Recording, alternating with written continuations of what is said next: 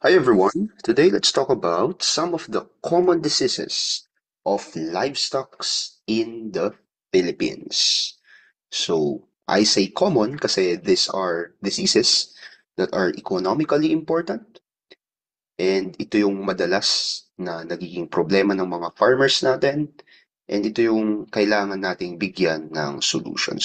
There's a lot of livestock diseases in the Philippines, a lot, but I have screened out some of the most common, some of the usual, na tingin ko mas importante na pag-aralan natin. Sabi nga nila, on the Pareto Principle, kung familiar kayo sa Pareto Principle, it's 80-20 rule. 20% of the things that you are learning will yield you 80% of return. So I think, itong mga ipipresent ko na 10 common diseases of animals is the 20% that would give you 80% sa inyong pag-aaral or kapag may pinaghahandaan kayong assessment, like a board exam. So first off, syempre yung usong-uso ngayon, we have the African swine fever, or we call it as the ASF, mainly affecting pigs. And ang cause niyan ay isang virus we call as the ASF virus. Now, this one is an economically important disease because it really affected our pork industry. Hindi lang dito sa Pilipinas, but globally. Why? Because ASF kills your swine rapidly. Okay? At the same time, hindi lang sa pagpatay ng mabilisan, but rather it also spreads very, very widely. Okay? And it spreads through contact with infected pigs, for example, for equipment, and especially pork products. Kaya kung matatandaan nyo, ang Department of Agriculture natin nag-implement yan ng ban for any pork products coming abroad kasi apparently even pork products like siguro sabihin na natin maling etc can can be a reason para ma-transmit itong virus na ito. So it's very very hard to control, especially right now na wala pa siyang 100% effective na vaccine. Now I say wala pa siyang 100% effective na vaccine, although sa ngayon nagdo-dole out na ng vaccine ang Department of Agriculture, but that vaccine is quite questionable, by the way. So ang vaccine na dinodole out ng Department of Agriculture, by the way, to counter this disease is called AVAC ASF Live. Okay, AVAC ASF Live. Ito yung ginagamit ngayon, ito yung dinidistribute ngayon ng DA. Although this is approved by the FDA, kaso hindi ganun kaklaro yung efficacy niya. Well, sabi ng DFA, sabi ng FDA, Food and Drugs Authority, sabi ng FDA na effective daw, ang ang problem is hindi sila nakakapag hindi si ayaw nila maglabas ng trial data nila that would say na this is effective. Kaya ang paglabas niya dito sa Pilipinas is also controlled. Hindi pa siya for mass utilization, hindi pa siya for mass production and utilization, but rather tinitignan pa lang din natin. Habang binibigay natin to sa mga farmers, tinitignan pa lang natin yung magiging effect niya sa ating mga hayop. So by the way, ang AVAC ASF Live is an attenuated vaccine. So it's an attenuated vaccine. Ano ibig sabihin ng attenuated vaccine? Yan po ay pinahinang ASF virus. So kumbaga, kumuha sila ng ASF virus, may pinutol siguro doon, may tinanggal para humina, tapos yun na ngayon yung ipavaccinate sa iyong hayop. The idea there is kapag ipinaccinate mo yun sa pig mo, yung pig mo, dahil mahina yung ASF virus, hindi siya ganun maaapektuhan pero magpuproduce siya ng antibodies that would now protect that pig for uh, potential ASF na maitatransmit sa kanya. Okay. Now, your African swine fever virus has the following symptoms. First and foremost, they can cause internal bleeding. And dahil nagkukos sila ng internal bleeding, mapapansin mo na yung pig mo magkakaroon ng hemorrhages sa kanyang balat. The same time, it causes high fever in pigs. And because of these symptoms, And because of these symptoms, it is really, really deadly. So hemorrhages in skin, even hemorrhages in internal organs, high fever, loss of appetite, yun, it would really cause death fast sa ating pig. Another important disease, specifically for cattle, pigs, sheep, and goats, is what we call as the foot and mouth disease. Now, the foot and mouth disease is also caused by a virus we call as the FMD virus. Now, your FMD virus, ang pinaka-symptoms niyan, common symptoms niyan is this blisters. Blisters sa bunganga and blisters sa paa ng ating hayop. And these are very uncomfortable. Imagine nyo na lang kung kayo ay nagkaroon ng blisters sa bunganga at sa paa. Right? Well, that is very uncomfortable. And because of that, yung hayop natin, nagkakaroon yan ng pagkatamad. So, tinatamad silang gumalaw because of that pain, of course. It also causes some drooling in their mouth because of that infection and because of that pamamaga. Okay? Now, there are 7 types of this virus. So, meron siyang 7, we call that serotypes. So, ibig sabihin, meron siyang 7 types. And the problem with this is that dahil meron siyang 7 types, kapag yung hayop natin ay nagkaroon ng immune system with regards to fighting one type, pwede pa rin siyang mahawaan ng other 6 types. Right? So para siyang yung ating dengue. Ang alam ko yung dengue natin may particular number of serotypes din. Na kapag natamaan ka na ng dengue, immune ka na dun sa type na yon. But for the other types of dengue, pwede ka pang mahawaan. So, ganun din ang foot and mouth disease. So, that's what makes it very, very hard to control as well. Another important disease sa chicken naman natin would be the Newcastle disease, which is also caused by a virus, by the way. Okay? Now, this virus hits chicken very hard. Ang pinaka-symptom nito is breathing problems, and this one is the unique feature or unique symptom of this disease kung saan mapapansin natin yung ating chicken has this twisted or paralyzed neck, making it hard for them to eat or even move. Isa sa mga pinaka-deadly na strain ng Newcastle disease, okay? When we say most deadly pala, ang technical term doon, velogenic. Okay? Velogenic. So, velogenic, yan yung deadliest form of your Newcastle disease. It can kill chicken within days. And this one is highly, highly contagious. Even, it can spread kahit sa hangin lamang. It can spread sa hangin, it can spread sa infected droppings ng iyong chicken, and even contaminated food.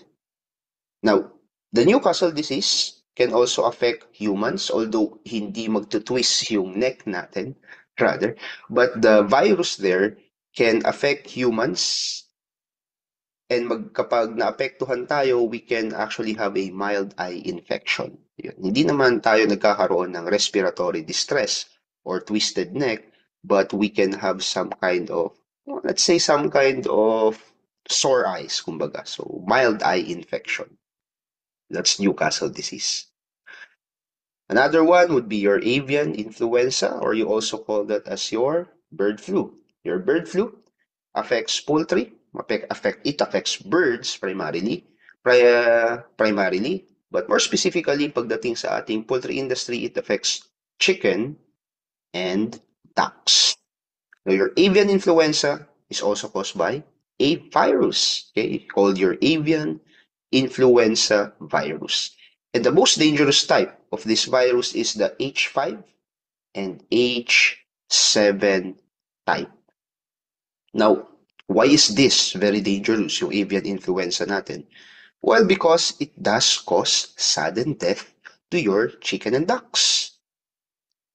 And because it causes sudden death, ang hirap niya ngayong kontrolin. And sometimes, ang hirap niyang i-monitor na mayroon na palang bird flu sa ating farm.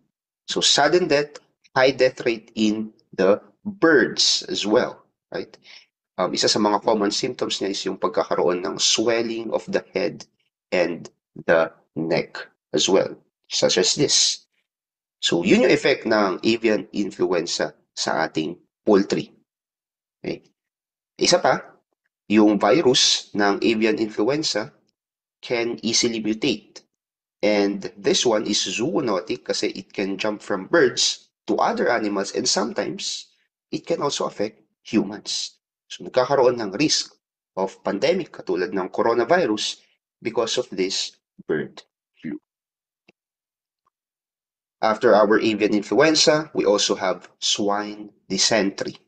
Now, this disease affects pigs mostly, and it is caused by a bacteria called your Brachyspira hyodyscentriae. Yeah.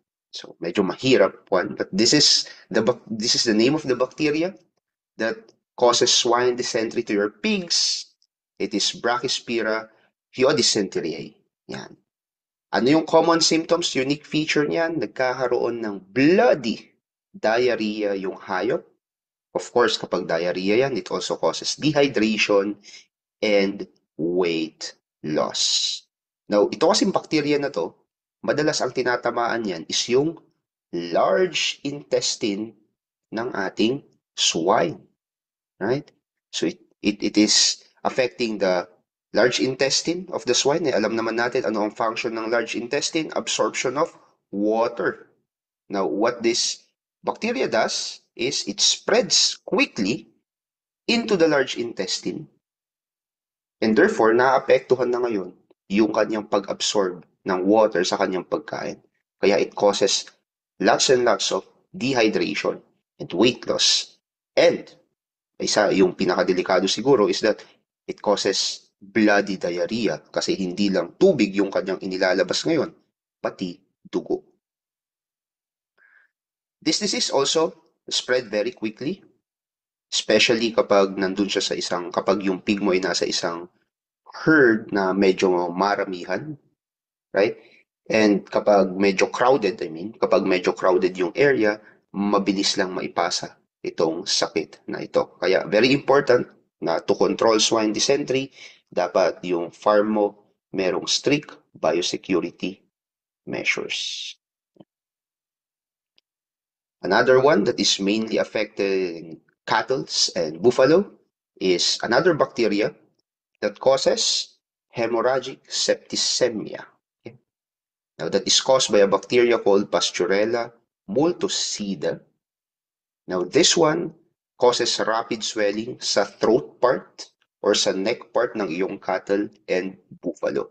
Eh dahil nagsuswell yung part na yon, it can lead to problems such as difficulty breathing and sometimes even sudden death sa ating animal. Now, this one occurs most commonly kapag panahon ng tag-ulan. Well, because it's a bacteria, and we all know that bacteria loves a moisture environment, right? And ang pinaka-cause talaga ng pagkamatay ng hayop na to is what we call septicemia, which is a technical term for blood poisoning. Kumbaga, dahil sa virus na to, yung dugo ng ating hayop ay nagiging poisonous, okay? Nagiging toxic. So kapag kasi yung virus na yan ay nasa blood vessels ng ating animal, nagkukos yan ng inflammation doon sa bloodstream. And because of that, nagkakaroon ng internal swelling na ngayon yung mga yung ating blood vessels and it can block airways, which is why nagkukos siya ng sudden death sa ating hayop. Another one, which is still caused by a bacteria, is our anthrax, which affects cattle, sheep, and goats as well. Now, the bacteria here is Bacillus anthracis. Right? Now, your anthrax is a tough one because it can survive in tough environments kahit spore pa lamang siya. Now, spore which means parang seed, nasa early stages pa lang yung ating bacteria, it can be dormant and it can survive in an extreme environment. So it can survive in your soil, it can survive in an area ng pangmatagalan. That is why it's very dangerous. Now, kapag, kunwari, yung cattle mo, pumunta siya sa field and naka-inhale siya or nakakain siya ng contaminated soil, soil contaminated with anthrax, once inside, na yung bacteria na yon magre-release na ng toxin, and yung toxin na yon will cause internal bleeding sa iyong hayop. Now, one of the key features ng anthrax is kapag ang hayop ay namatay, mapapansin mo magkakaroon ng bleeding doon sa mga body openings niya katulad ng bunganga, nose, and sa puwet. Now, anthrax is zoonotic, by the way, which means it could also affect humans. Kaya, very important na kapag yung hayop natin ay nagkaroon ng anthrax, you need to properly dispose it. You need to properly quarantine the area, okay? Para hindi lang hayop yung mahawaan, pagkus maiwasan din natin yung paghawa niya sa tao.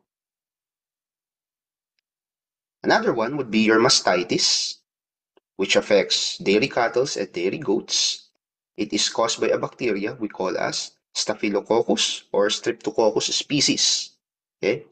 So Staphylococcus or Streptococcus species na bacteria yung uma-affect sa ating yung nagkokos ng sakit na mastitis. Now this one is an infection on the udder of the animals, so sa mammary glands ng ating cattle, for example. So this makes it painful for them to produce milk. So because of this, it affects now the amount and quality of milk that these animals produce.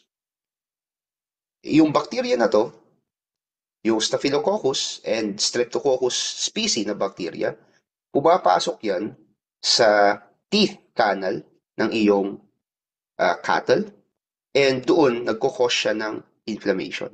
And because nag-i-inflame yung kanyang mammary gland, hindi na ngayon siya makapag-produce maayos ng gatas. Madalas yung gatas na ipinoproduce niya are discolored or medyo clumpy. Hindi na siya in liquid form. So, ang mastitis mo, sometimes it can show symptoms. Okay? When it shows symptoms, we call that as clinical symptoms. But the hard part is sometimes it does not. So sometimes subclinical siya. Kaya medyo mahirap siyang ispatan sa farm. Now, one of the prevention of mastitis is to have is to make sure na malinis yung farm natin, malinis yung ating hayop, and to have regular other checks to see na baka naman subclinical yung symptoms. Meron ng mastitis yung hayop, hindi lang natin nakikita. Kung sana ganito lang na mapapansin na natin agad-agad na mayroong inflammation sa kanyang udder, edi madali na lang sanang i-control.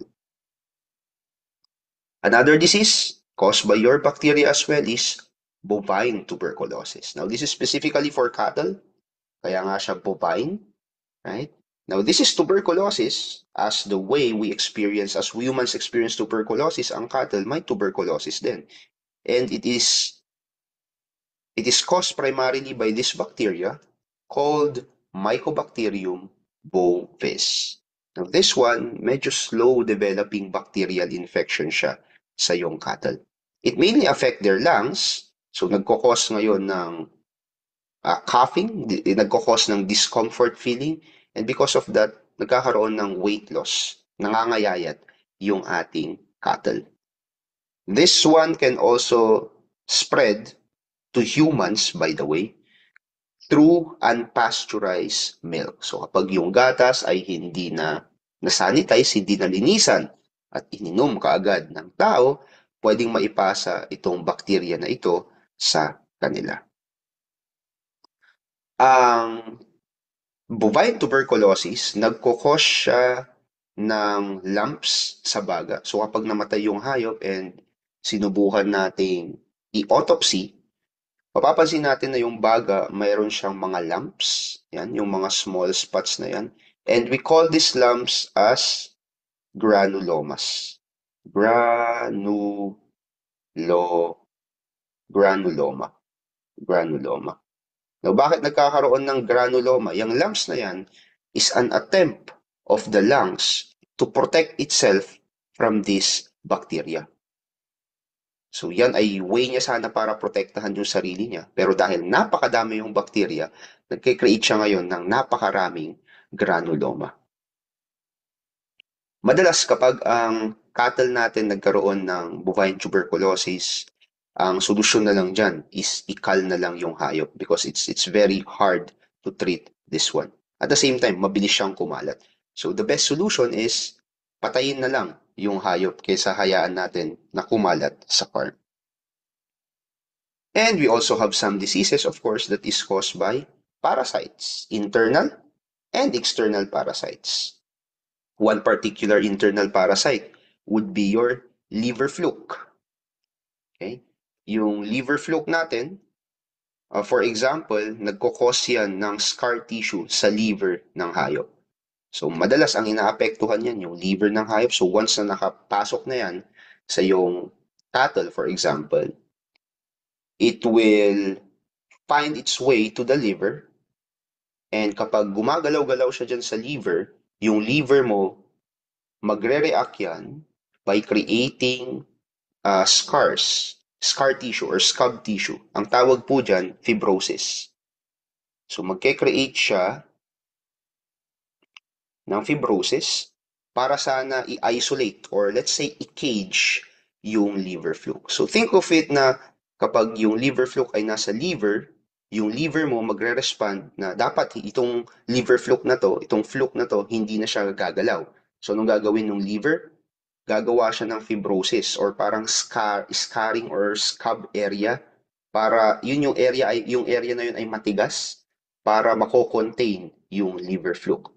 Now, that's good kasi it's one way of the body to protect itself from that parasite. However, kapag sobrang dami yung parasite, kapag magkakaroon ng napakadaming fibrosis doon sa liver, eh nako, di maapektuhan na yung function na yun ng iyong liver. Another important parasite, of course, is yung lice or yung mga mites natin, yung mga timal ng hayop. Now, this one can cause irritation sa hayop mo, and kapag malala, it can also lead to other symptoms such as weight loss, poor growth, and anemia. So these are some of the most common diseases of livestock in the Philippines, and I hope you've learned something new today. Thank you.